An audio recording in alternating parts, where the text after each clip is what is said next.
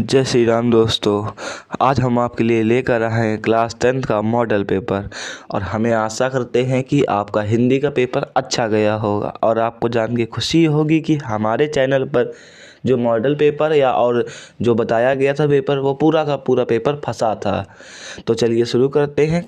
आपका जो 27 तारीख का एग्ज़ाम है उसका मॉडल पेपर, तो मॉडल पेपर के पार्ट आपको मिलते रहेंगे। आज हम आपको ऑब्जेक्टिव क्वेश्चंस बताएंगे जो 20 OMR के आते हैं, उसमें से 15 क्वेश्चंस हम आपको आज बताएंगे। ये क्वेश्चंस आपको मिलेंगे ही, हो सकता है इनकी संख्याएं बदल जाए मगर ये क्वेश्चंस मिलेंगे आपको। तो चलिए शुरू करते हैं। पहला क्वेश्चन दिया गया है कि इन्हीं दो संख्याओं का LCM 60 तथा HCF 3 है। एक संख्या 12 है तो दूसरी संख्या ज्ञात कीजिए। तो ये आप लोगों ने पढ़ा होगा, LCM into HCF is equal to X into Y. लासा गुणे मासा बराबर पहली संख्या तथा गुणे दूसरी संख्या। अब हम लोगों को LCM दिया गया है 60, HCF दिया गया है 3 और पहली संख्या दी गई है 12, तो दूसरी संख्या ज्ञात कीजिए। 12 पंचे 60, 5 दई 15, y बराबर 15। तो इसका आंसर ऑप्शन सी सही होगा जो ये लगा है। सेकंड क्वेश्चन है, एक शून्योत्तर परिमेय संख्या व एक अपरिमेय संख्या का गुणनफल होता है। इसका आंसर होगा सदैव अपरिमेय संख्या। दोस्तों, शून्योत्तर परिमेय संख्या एवं एक अपरिमेय संख्या का जब हम लोग गुणा कराते हैं तो हमेशा एक अपरिमेय संख्या ही प्राप्त होती है। थर्ड क्वेश्चन दिया गया है, रेखा युग्म समीकरण x + 2y - 5 बराबर 0 और 4x + 8y - 20 बराबर 0 के हल होंगे। इसको जब आप सॉल्व करेंगे तो आपको पता चल जाएगा इसके अपरिमित रूप से अनेक हल होंगे। इसका मतलब है इन्फिनाइट, इसके अनंत हल होंगे।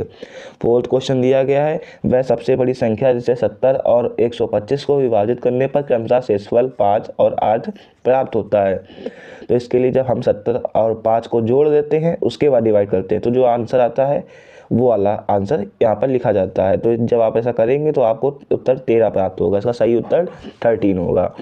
नेक्स्ट 5वां क्वेश्चन दिया गया है, 3 के प्रथम 5 गुणजों का योग है, मतलब 3 के प्रथम 5 गुणजों का योग है 45 होगा। जब ये आप सॉल्व करेंगे तो आपको पता चल जाएगा। 3 के प्रथम 5 गुणज मतलब 3 गुणे 1, 3 गुणे 2, 3 गुणे 3, 3 गुणे 4, 3 गुणे 5। इसका आया 3, 6, 9, 12, 15 और इन सबको जब आप जोड़ेंगे तो आपको उत्तर मिलेगा 45। तो इसका सही आंसर हुआ 45। नेक्स्ट क्वेश्चन दिया गया है, द्विघात समीकरण 2x² - 4x + 3 बराबर 0 के बारे में निम्न कथनों पर विचार कीजिए। पहला ऑप्शन दिया गया है, दिए गए समीकरण के विभेदकर 0 से कम है। तो हमने इसको सॉल्व करा है तो उसका विभेदकर 0 से कम आ रहा है। आप भी करेंगे तो आपका भी आएगा। समीकरण के कोई मूल वास्तविक नहीं है और ये आंसर दोनों ही सही हैं। समीकरण का विभेदकर 0 है। जब पहले कह दिया कि 0 से कम है तो विभेदकर 0 हो नहीं सकता। समीकरण के मूल वास्तविक हैं और समीकरण के कोई मूल वास्तविक नहीं है, ये दोनों सही हैं। तो आपको क्वेश्चन पेपर में क्या मिलेगा कि इसका जो ये पहले आपको 4 ऑप्शन मिलेंगे और वहाँ पर लिखा होगा A and B, B and C, C and A। तो आपको लगाना है A एंड B, ये दोनों ही सही उत्तर है।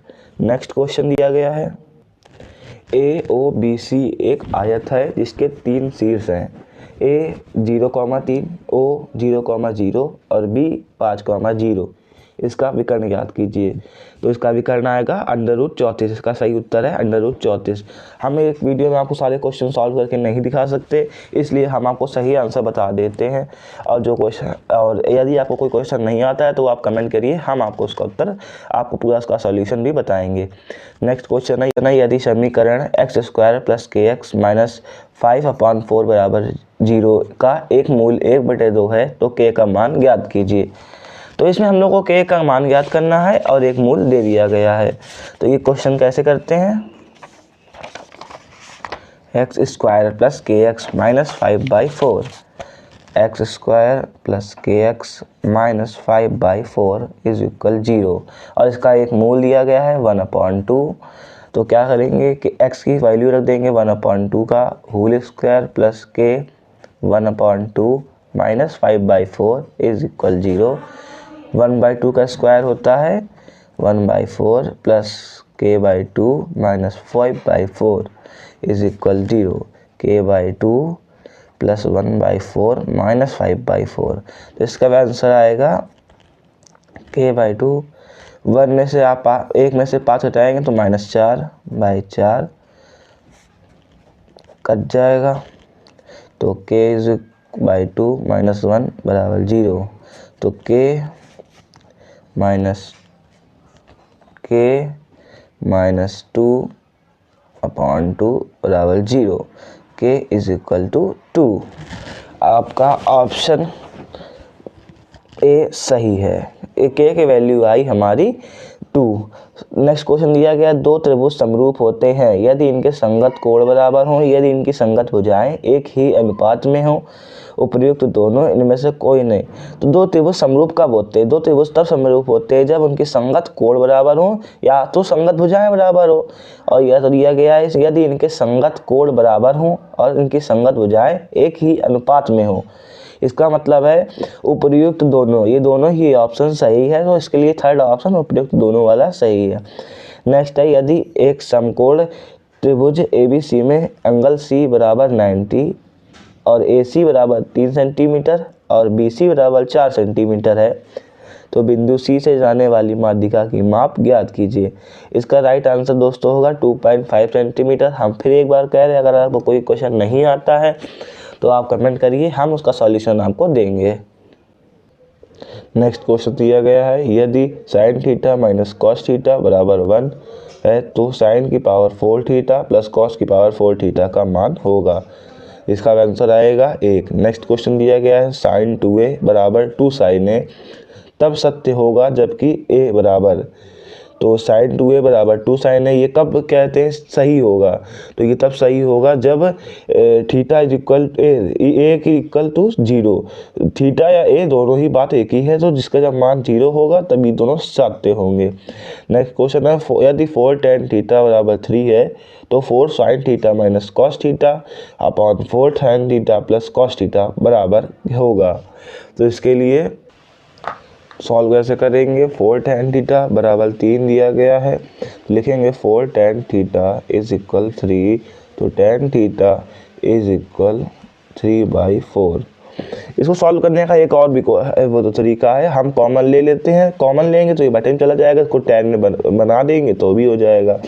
चाहे आप उस तरीके से कर लीजिए, चाहे इस तरीके से कर लीजिए। tan थीटा बराबर 3/4 और इसके लिए ये किसका मान होता है? लंब बटे आधार।